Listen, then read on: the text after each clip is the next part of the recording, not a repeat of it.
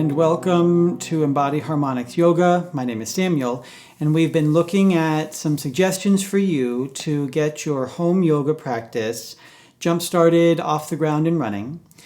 And in this video, I'd like to talk to you about setting up your space. The reason that having a space that is designed for your yoga practice is that it makes it easier to get started. The less you have to do to get set up, the more inclined you are to actually do it. Also, the more that you use the space for your practice, the more that just being in that space is going to evoke the feeling and the desire to continue.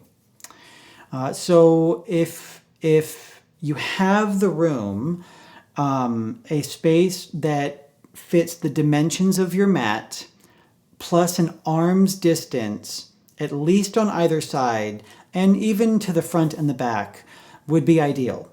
That would give you plenty of space to move in all 360 degrees without having to bump into walls or restrain your range of motion to accommodate for walls. But obviously, if you're restricted on space, just do your best. Choose the spot that gives you the best access to having some freedom of movement. Ideally, we would all be practicing on hardwood floors, but obviously most of us are going to have carpet or maybe even tile. If you do have carpeted floors, if the carpet is fairly firm, you might be okay just rolling your mat out right on the carpet.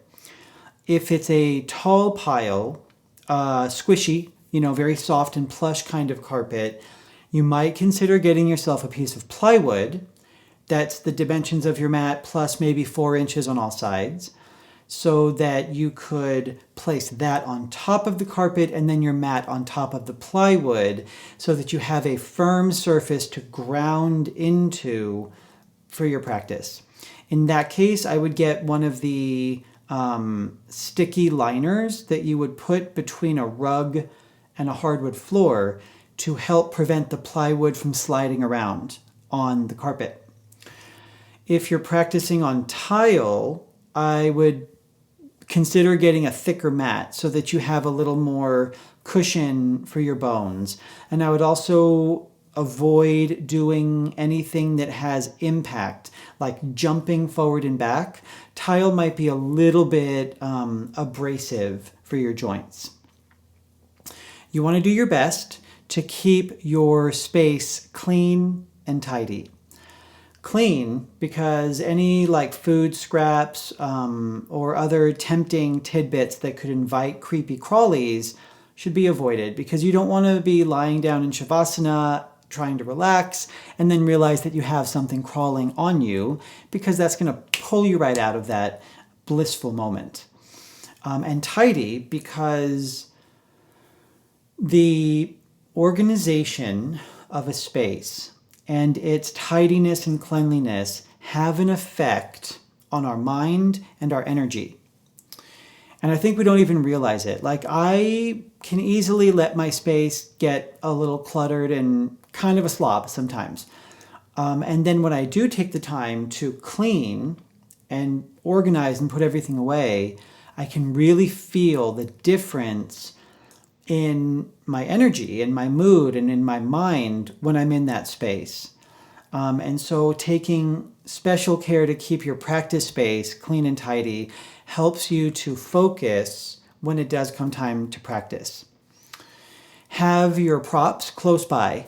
The farther that stuff is away, the less likely you are to go around the house or around a big room and gather all the things and bring them to one spot to practice and then have to put it away.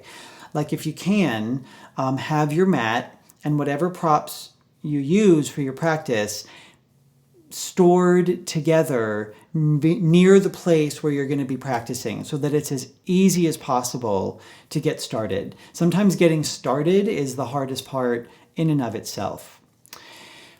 Try to find a place that smells good. When we practice yoga, we tend to do a lot of deep breathing.